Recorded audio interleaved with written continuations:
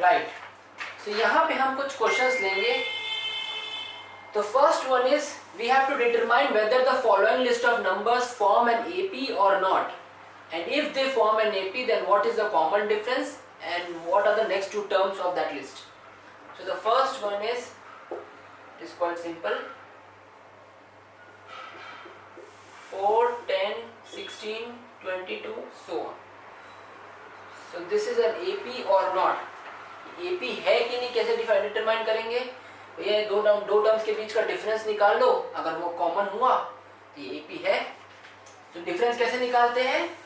Succeeding term minus preceding term. So 10 minus 4 is 6, 16 minus 10 is 6, 22 minus 16 is 6.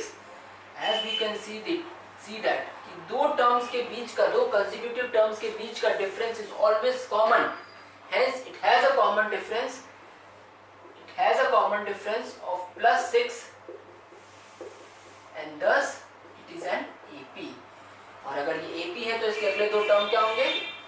22 में मैं D add कर दूंगा तो ये आ जाएगा 28, एंड 28 में मैं D ऐड कर दूंगा तो ये आ जाएगा 34। Okay, the next question is 3/2, 1/2, -1/2, -3/2, 4। ये इंटरेस्टिंग क्वेश्चन है क्योंकि मैंने आपको बताया था कि common difference can be a fraction, तो यहाँ पे अपने को शायद देखने मिल जाएगा। तो पता करना है कि पहले ये एपी है कि नहीं, और अगर एपी है तो अगले दो टर्म क्या है। एपी है कि नहीं हम कैसे निकालेंगे? भले ही, बहुत ध्यान समझना, भले ही आपका नेक्स्ट टर्म छोटा ही क्यों ना हो, बट हम डी निकालने का फॉर्मूला कभी नहीं चेंज करेंगे। It is always succeeding minus preceding, always succeeding minus preceding. तो यहाँ पे अगर ये एपी होती तो इसका कॉमन डिफरेंस आना चाहिए था। देख लेते निकाल के हर दो टर्म के बीच में। It will B -2/2 -1। यहाँ पे हो जाएगा -1/2 -1/2 -1/2। यहाँ पे ब्रैकेट क्यों लगाया आपको समझ में आ जाएगा। So it is again 2 LCM -2 -1। यहाँ पे लिखेंगे तो अगला आ जाएगा -3/2 माइनस, यहाँ पे माइनस के बाद ब्रैकेट लगाना बहुत जरूरी है क्योंकि अब ये साइन चेंज कर देगा। This term minus of this term, अब ये टर्म माइनस है तो ये माइनस माइनस प्लस हो जाएगा। सो it will be -3 + 1 / 2। So it will be -2, that will be again -1. As we can very clearly observe that -1 -1 -1 is the difference between the two consecutive term of succeeding minus preceding. Hence ये दो term के बीच का हर बार difference कितना आ रहा है? -1 -1 -1। Since this is a common difference, hence this is an AP. तो इसके अगले दो टर्म क्या होंगे? इसमें हम -1 जोड़ देंगे। So -3/2 plus of -1। यहाँ का D -1 है ना, so this will be LCM -3 -2, it will be -5/2। अगला टर्म हो जाएगा -5/2 plus of -1। D can be negative, मैंने बता चुका हूँ पहले। So again it will be LCM -5 -2 -7/2। These are the next two terms। हम वेरी फास्ट यहाँ पे एक्सरसाइज के कुछ क्वेश्चंस लेंगे।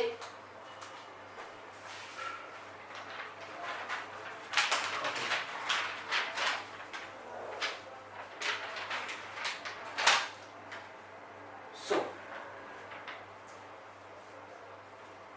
the first one is, okay, this is exercise 5.1, question number 3।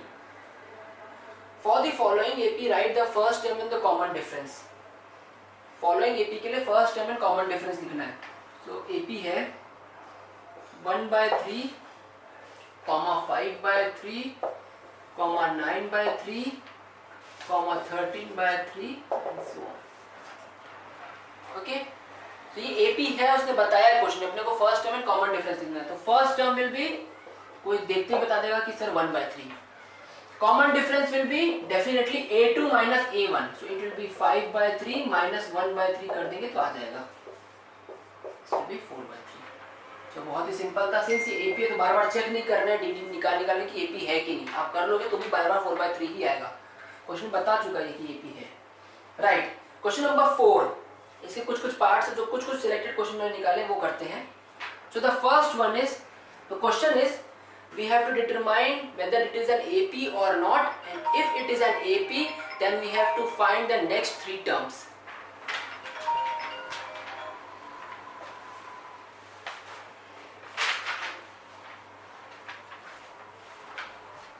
Okay, so question is 3 plus root 2, 3 plus 2 root 2, 3 plus 3 root 2।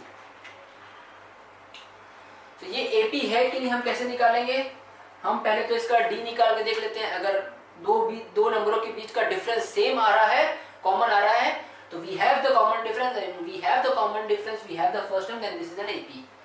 Okay, so it will be 3 plus root 2 minus 3 plus 3 cancel, आ गया root 2। इसके बाद एक और check कर लेते हैं, 3 plus 2 root 2 minus 3 plus root 2। यहाँ पे ब्रैकेट लगाना very very very very very important है, क्योंकि अगर आप यहाँ पे ब्रैकेट नहीं लगाते हो तो आपका यहाँ पे साइन चेंज नहीं होगा, जबकि ये माइनस साइन पूरे इस टर्म के साथ है।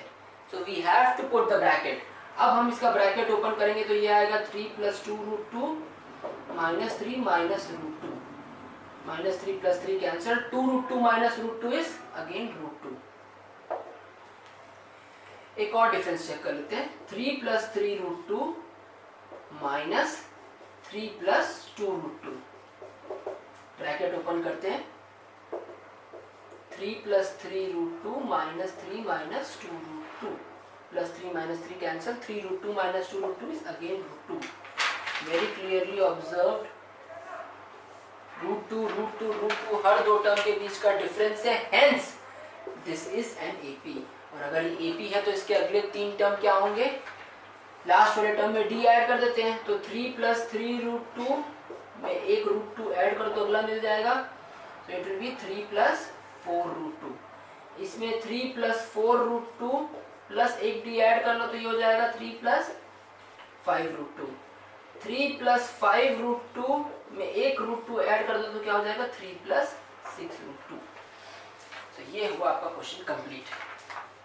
नेक्स्ट क्वेश्चन लेते हैं।